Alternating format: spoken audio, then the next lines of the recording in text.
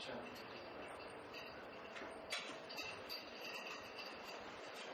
today the feast of Epiphany, and the greatest feast of the Christmas tide, going to be here in Brisbane, in Australia. And the epistle for this January 6th, this feast of Epiphany 2017, is taken from the book of Isaiah, chapter 9. Arise, be enlightened, O Jerusalem, for thy light is come, and the glory of the Lord is risen upon thee. For behold, darkness shall cover the earth, and a mist the people. But the Lord shall arise upon thee, and his glory shall be seen upon thee. And the Gentiles shall walk in thy light, and the kings in the brightness of thy rising. Lift up thy eyes round about and see. All these are gathered together. They are come to thee.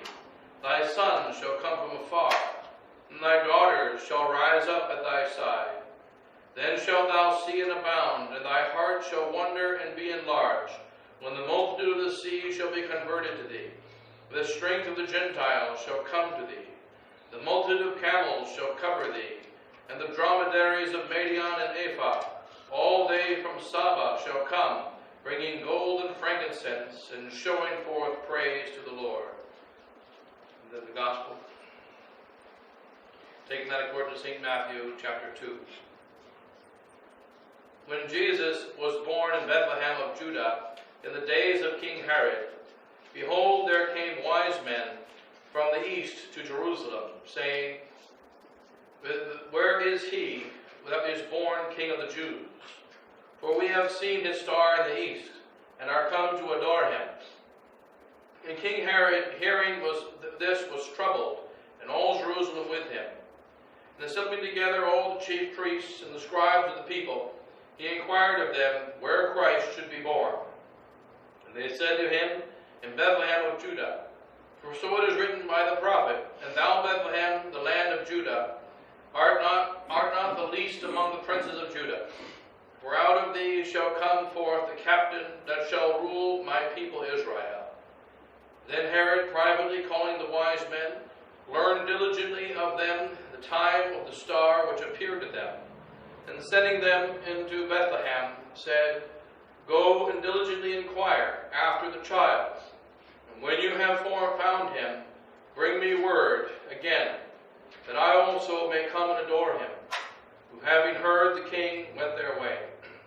And behold, the star which they had seen in the east went before them, until it came and stood over where the child was. And seeing the star, they rejoiced with exceeding great joy. And entering into the house, they found the child with Mary and his mother, and falling down, they adored him. And opening their treasures, they offered him gifts, gold, frankincense, and myrrh. And having received an answer in sleep, that they should not return to Herod, they went back another way into their own country. That's where the words of today's word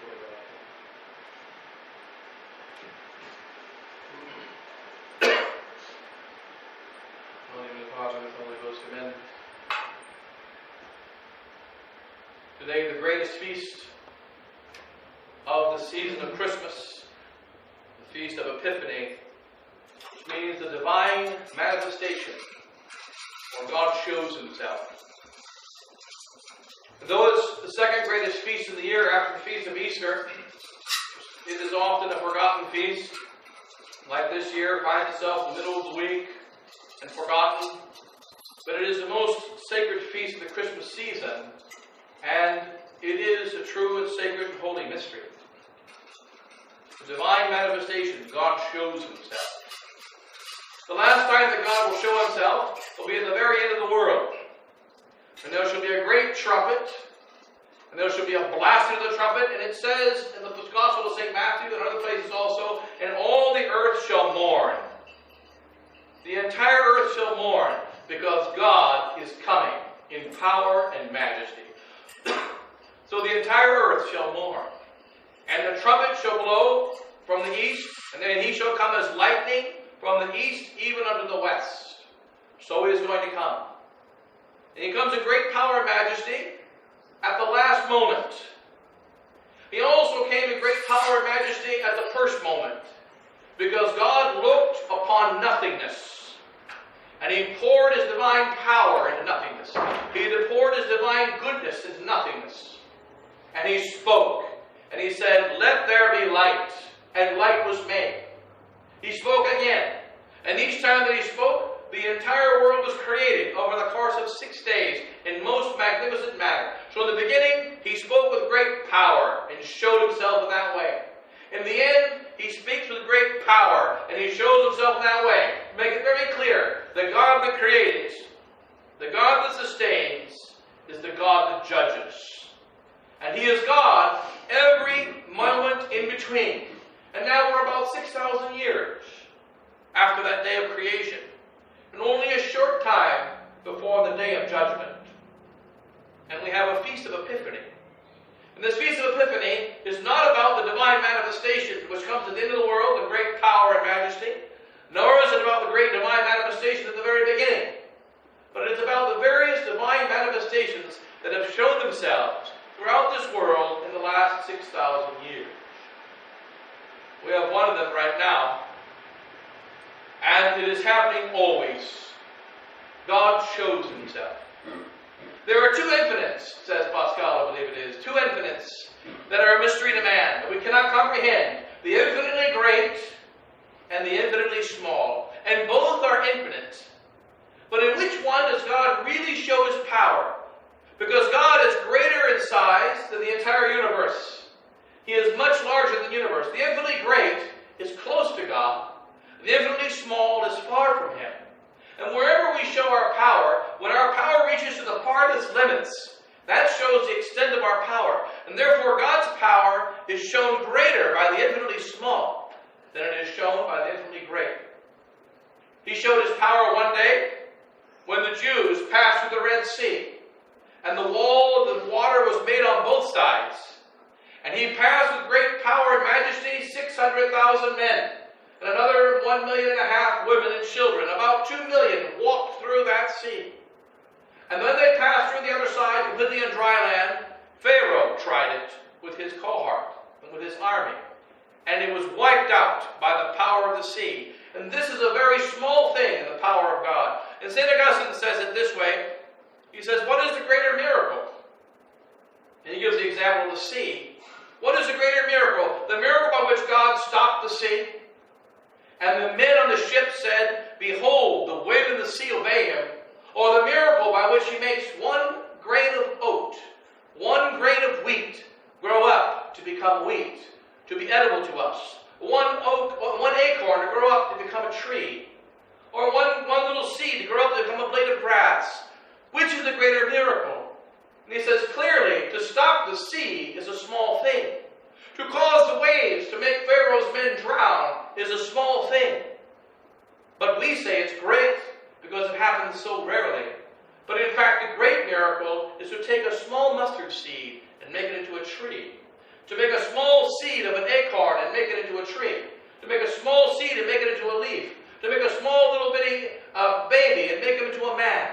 These are so much greater miracles. Because we see them every day, we think of them as small. And when we look at the end of the world, we will look back upon how God showed Himself. From the beginning of time until the very end, we will see the magnificence of God's ways and God's presence in little things. He will go into a soul that hates Him, and a small thing will happen, and that soul will repent and convert. He will go into a nation, and a small thing will happen, and that nation shall be turned to Him, and shall return back to God. And we have an example of this in the greatest way that God showed Himself in the Old Testament, which is through Joseph. Joseph is the example of the divine manifestation. What do we say of Joseph? The word Joseph simply means, he shall increase. And how does Joseph increase? Both the great Joseph of the Old Testament and St. Joseph of the New, they increase in a most mysterious way. St. Joseph is the protector of the church, and he protects God and His church. He protects the Mother of God. How many words does he speak? How many commands does he make? How many great battles does he fight? In our eyes, it appears as though they are zero, none. and yet somehow he wins. Somehow he saves God. Somehow he saves the whole of the church.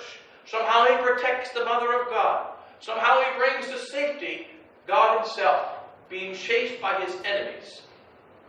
When we go back to the Old Testament, the same is true of Joseph in the Old Testament. All he did was dream. And when we think we see about God showing himself, God's ways are not our ways. That's what our Lord said. My ways are not your ways. And so how does he show his ways? He shows them in a dream.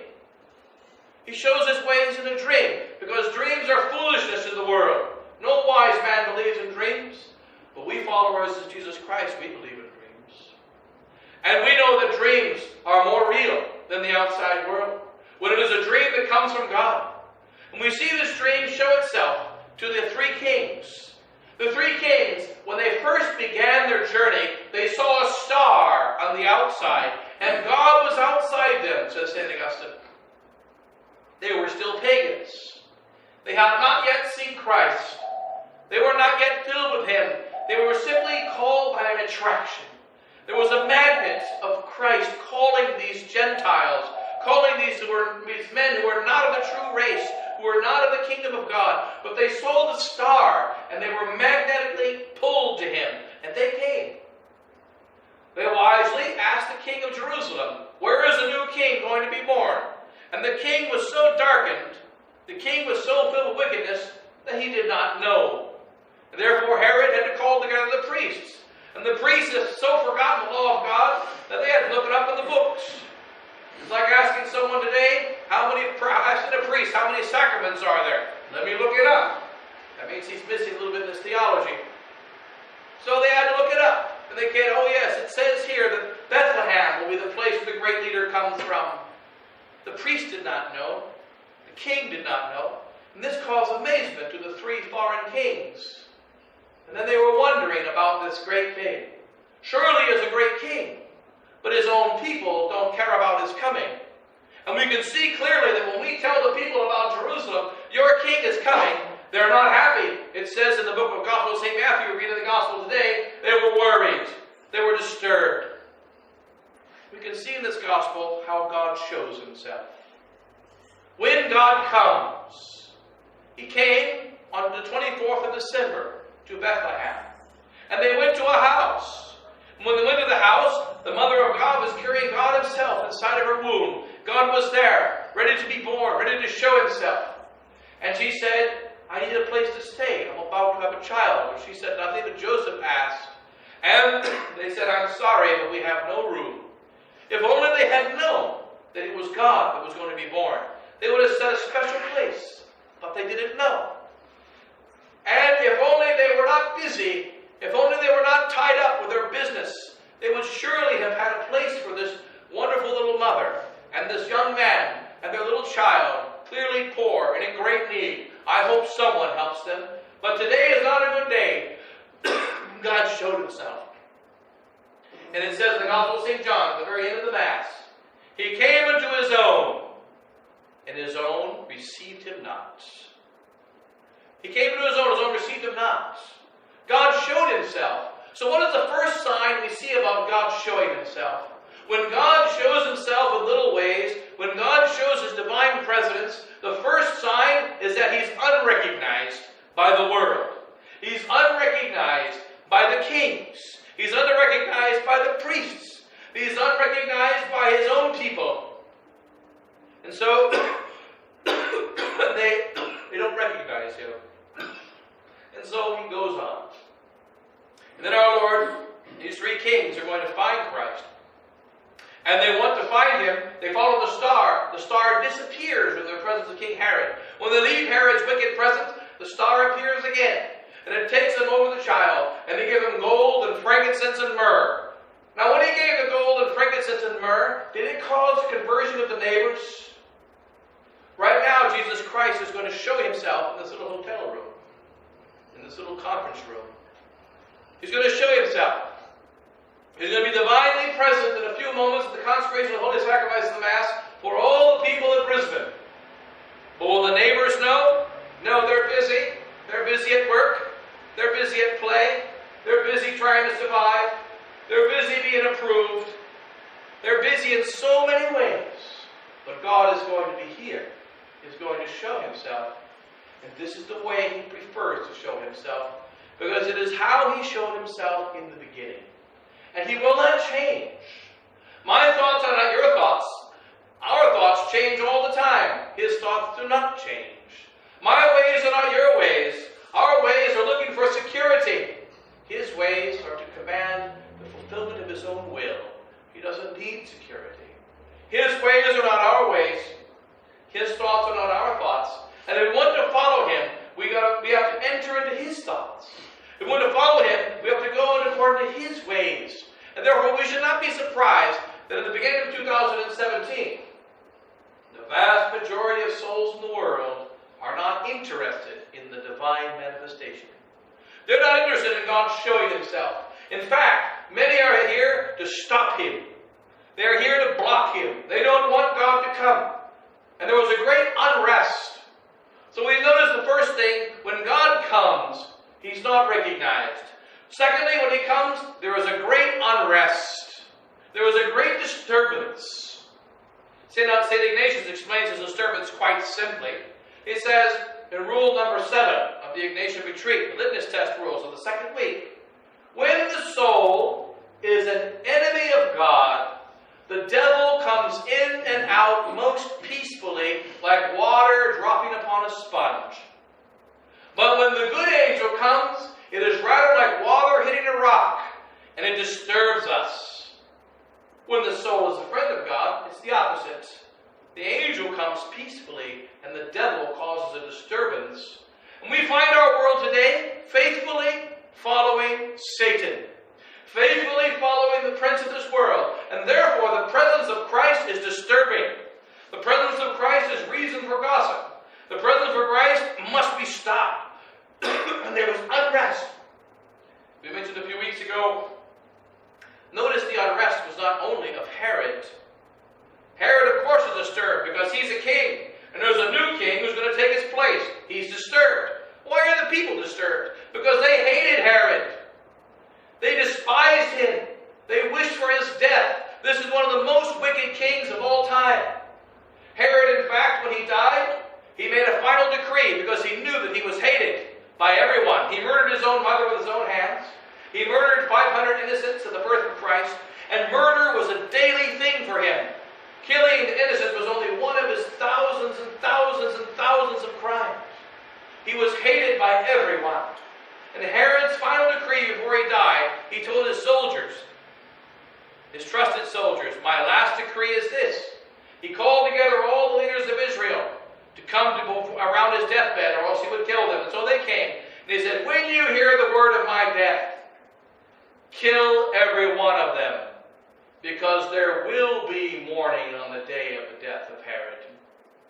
No one will mourn my death, but they will mourn their own. They will mourn the death of all those who shall die on the day that I die. And such was the end of the wicked king. And of course he's disturbed in the presence of the king. But why are the people disturbed? We have our present situation. A wicked Pope Francis. A Bishop Boulay that has turned away from God and no longer leading us to Christ. And now unfortunately Bishop Williamson doing the same thing, telling us that the new Mass is good and that we can get grace from it, and thus leading souls away from God. And what happens? They are disturbed. They are disturbed that the word of our Sister Lefebvre is still being spoken. They are disturbed that the truth still is spoken outright, as we speak it today and must continue to speak it until our death. And if we stop speaking it, then let us be abandoned. But we must speak the divine truth. The gospel does not change. And the divine word manifests itself, and it will not be stopped. It will not be stopped. We have an example of a little miracle just today, I just heard about this morning. Father Raphael in Colombia, he was asked, as Father mentioned the other day, he was asked, what about the new Mass? Can we go to the new Mass? And he didn't want to be involved in a conflict because he knew that Father Pfeiffer and Father Hugo, Father Jackman and Father Cardozo, and Father Ruiz, other priests spoke out publicly. And they were all punished. And they were all ostracized within our little resistance. All of us thrown aside. himself. So he said, I don't want to be involved in politics. And they said, well, you must ask. We want to ask, should we go to the new Mass or not? So he wrote one little article, one small article, published in the Catholic Candle of the United States. He's in Colombia. He wrote one little article, and the article said, don't go to the new Mass. It's not good for your soul. Someone gave the article to Bishop Thomas Aquinas and said, see, this is what Father Raphael said. And therefore he sent word over to Colombia. This man should not be allowed to stay in the monastery, because the monastery where Father Raphael was, the monastery was not owned by him, but owned by the faithful. And so, through the machinations of Bishop Williamson in the background, Bishop Thomas Aquinas, the new bishop, they threw him out. Said, you are thrown out. And so he was thrown into the streets. He found a place in Ecuador to go. So he went from Colombia to Ecuador with his 2 monks. I spoke with one of them this morning. He used to be one of our former seminarians. He went there to Ecuador. And what happened? When he arrived in Ecuador, having no place to go, it just so happened that our holy Pope Benedict, you may have heard of him, not Pope Benedict, Pope Francis, the humble Pope, the one that Bishop Pfeiffer wants to make a deal with, the one that he says has a good heart, he knows the faith, he loves the faith, he's not an enemy of tradition. So says Bishop Pfeiffer. He's a wise man. But nobody told that to 12 Benedictine sisters in Ecuador. They didn't know. 12 Benedictine sisters in Ecuador were keeping their habits. And they were following the rule of St. Benedict. And the word came from Pope Francis. Remember, he wrote this about almost a year ago now, 8 months ago. We have no place for Carmelite. We have no place for conservative. No place for contemplative orders in the Catholic Church today. You have to change your rule within 1 year. You have to adjust to Vatican II or be gone. And so in obedience to the holy lover of tradition named Pope Francis, the local bishop in Ecuador said to these 12 nuns, get out. You either remove your habits, you leave your rule, or you go in the streets. It just so happened that there was a priest who was expelled from Colombia, who had just arrived in Ecuador, who was saying the Latin Mass. And it was said this priest was a Benedictine monk. So they went to him and they said, what is your name? Father Raphael. Can you take care of us? Because we're being thrown out by the holy, humble lover of tradition, Pope Francis. And we're being thrown out because we want to keep our old rule. And he said, yes, I'll take care of you. So 12 nuns. And then 15 sisters, Franciscans in Colombia. They were also being told, get rid of your habits. Get rid of the following of the old-fashioned rule, or you are in the streets. And so now, and then it said during this time, these sisters also looked for a place to go. And this is all very recently. And during this time, I sent a letter to Bishop Thomas Aquinas, which someone took and put upon the internet. Dated Bishop Thomas Aquinas, among other things, says, is not you, or were not you responsible for cutting off Father Cardoso, telling people not to go to his Mass and throwing him out of the house? Were not you responsible also for making sure that Father Raphael was thrown out of Colombia? And so they translated this into Spanish, sent the world around the Spanish world, and there began to be a support of Father Raphael. And they began to work out things so that now Father Raphael was able just a few weeks ago to go back to Colombia. And now the 15 sisters of Franciscans have a place to go. The 12 Benedictine nuns, they are presently preparing to make themselves travel to Colombia, where they will be near the monastery, so that because of the actions, what is it that caused these 28 nuns, 27 nuns to have a place to go? We can look at it in two ways. One is the evil actions of others. That is, you said the new Mass is bad. If he didn't say the new Mass is bad, he wouldn't have been expelled from Colombia. If he wasn't expelled from Colombia, he wouldn't have been in Ecuador. If he wasn't in Ecuador, those 12 nuns would have no place to go. If it wasn't cleaned up again and made clear that there's some confusion, let's stand for the truth, he wouldn't be able to go back to Colombia. And if he didn't go back to Colombia, the 15 sisters would have no place to go. So why does God allow wicked things to happen? St. Augustine tells us the reason why. St. Thomas Aquinas tells us the reason why. The only reason why God allows evil things to happen is for the chiseling of the good. And in fact, God shows himself through the evil actions of others. The evil cannot stop the good. Satan wanted to end the reign of Christ. What was his method? To crucify him. And Christ allowed himself to be crucified. What was the result? The conquering of the kingdom of Satan. Have God's ways changed? They have not changed. So long as Father Hugo and I are condemned for teaching the truth, we're safe. We're perfectly safe. We cannot be harmed. So long as we continue to preach the faith, so long as we continue to stand by the gospel, so long as we continue to stand by our ancestors and not change, then we are perfectly safe, and God will show himself. Thrown out of one city, go to another, it says in the gospel. If they throw you out of one city, go to another. And so 2,000 years later, Father Raphael was thrown out of one city. What did he do? He went to another. And Christ was found there. And then he came back to the city from which he was thrown out. And Christ was found there also, but better than before. Just like Joseph. Joseph's brothers hated him. Joseph's brothers wanted to kill him, and they threw him away. And he was gone for many years. And when he came back, his brothers lived. And had he not been thrown away by his brothers would have died of starvation.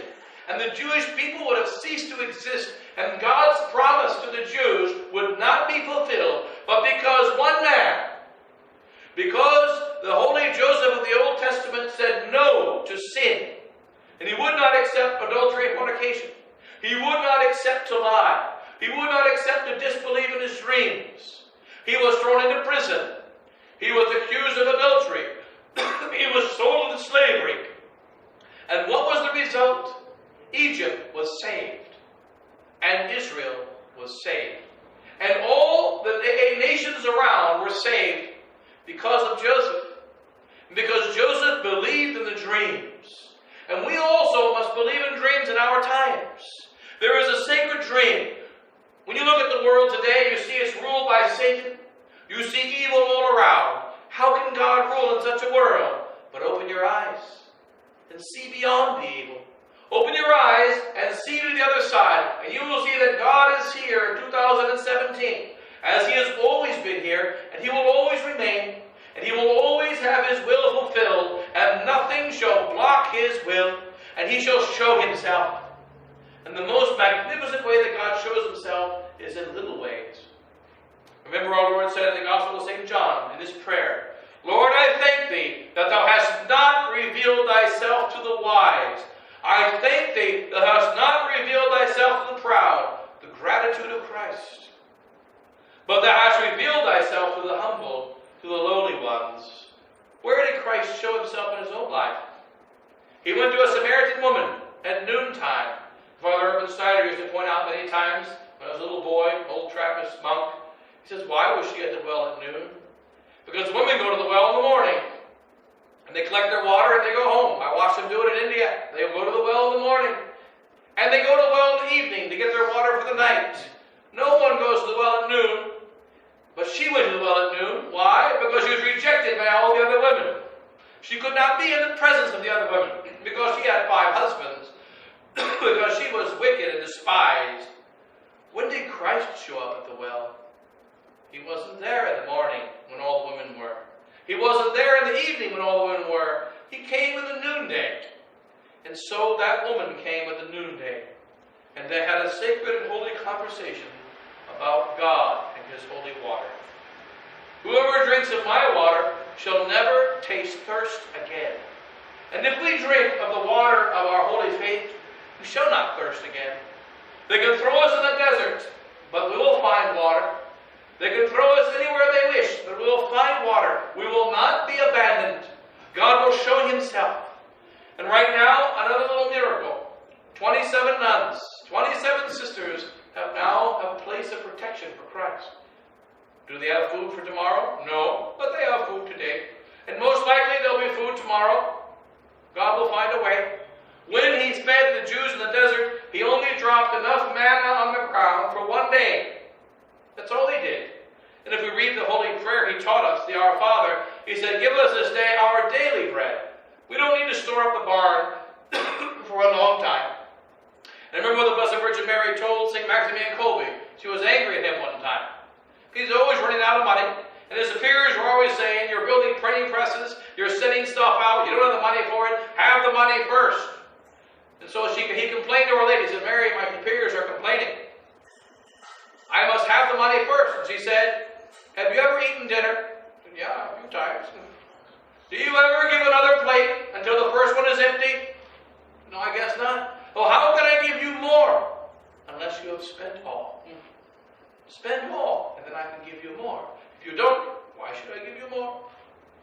And so he spent more than he did before. His superiors are more unhappy. And so the economics of St. Maximilian Kolbe, this must be our economics. There are many economic plans, many economic policies, but the one of heaven doesn't match the manner of earth. Spend all, and God will give more. This is one reason why, for instance, he loves the poor. Because the poor recognize if you've got $10, buy a candy bar, and let it all be gone. And tomorrow, I'll probably get another $10, buy another candy bar. And they know somehow God will provide. But the wise men know economics. The wise men know the ways of the world. The wise men know the wisdom of the world. And this wisdom has no place in following Christ. Because God shows himself in the most magnificent ways. He shows himself in the small. He shows himself in the details. Where does he want us to be? So many times it has happened. And it says in the Gospel, wherever I am, there my minister will be. It doesn't say where my minister is, there I will be. Many times the minister of God goes to a place, but he's not there. God is not there. Other times the minister of God goes to a place and he's there. Why? Because where God is, his minister will be. And so we have an example again here in Australia. Right next to the seminary. Right next to the seminary in Goulburn. One of the priests of the seminary told the old man there, because you were the resistance, you cannot be buried, said the rector on the seminary property. He had bought his funeral plot there. You cannot be buried here.